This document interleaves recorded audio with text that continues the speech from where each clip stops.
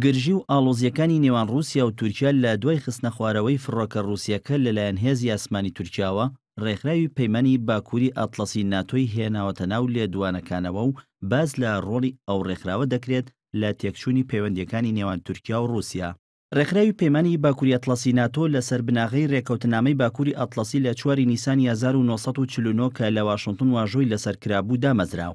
دروستکردنی ناتۆش بۆ بەرگریکردن بووە لە وڵاتانی ئەوروپای ڕۆژئاوا لە دژی یەکێتی سۆڤێتی پێشوو.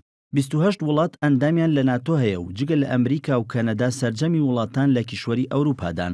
کاری سەرەکی ناتۆ پاسەوانیکردنی ئازادی ئەندامانی ڕێکخراوەکە و ئاوکات لە ڕووی هێزی سەربازیە و پارێزگاری لە سنووری جوگرافیای وڵاتانی ئەندام لە ناتۆ دەکات. وەرگرتنی هەر وڵاتێکیش لە ناتۆ بەپێی ڕێکەوتنامەکە دەبێت کە لە 14 مادە پێکاتوە و دەبێت ئەو وڵاتە بڕای بە سەرجەم مادەکان هەبێت و جێبەجێیان بکات.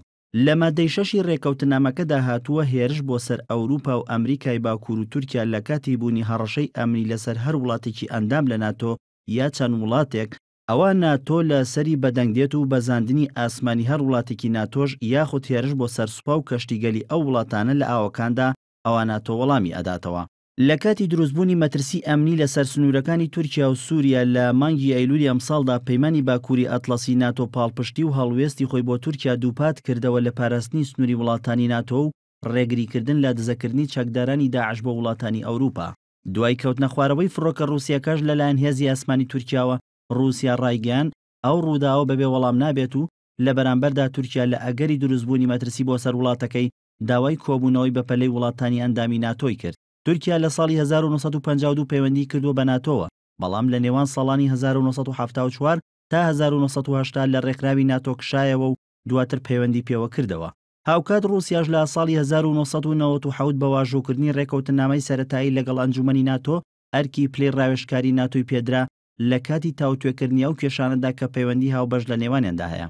بەڵام لەگەڵ دەستپێکردنی شەڕ و ململانیەکانی کۆسۆڤۆ رووسیا سەرجەم پەیوەندیەکانی لەگەڵ ناتۆدا پچڕاند و لە دوای ساڵی 2002 بە فەرمی پەیوەندیەکانی ئاسایی کردوتەوە. شەڕی کۆریا و بۆسنە و هەرسک و یۆگسلافیا و لە 2001 ناردنی هێزی ناتۆ بۆ مەقدۆنیا و ڕاستپاردنی ناتۆ بۆ پاراستنی هێزە ئەمنیە نێودەوڵەتەکان لە ئەفغانستان لە ساڵی 2003دا ئەو کارانن کە ناتۆ ئەنجامی داون. جگە لە کاری سەربازی ناتۆ هاوکاری فریاگوزاری مرۆیی پێشکەش کردووە لە 2006دا لە کاتی بوومەلەرزەکەی پاکستان و گەردەلوولی ئەمریکادا. بەرەگای ناتۆ لە برۆکسلی پایتەختی بەلجیکایە و هەر وڵاتێکی ئەندام لە ڕێکخراوەکە بەپێی پێویست هێزی سەربازی و پێداویستی جەنگ بۆ ڕێکخراوەکە دابین دەکات و هێزی سەربازی ئەمریکاش باڵاترین هێزە لە ناو ناتۆدا. ژمارەی سەربازانی ناتۆ نزیکەی 7,330,000 سەربازە و لەو ژمارەیەش 3,580,000 لە ئەرکی سەربازیدان و 3,700,000 تریش هێزیە دەگن. بێسن شەریف NRT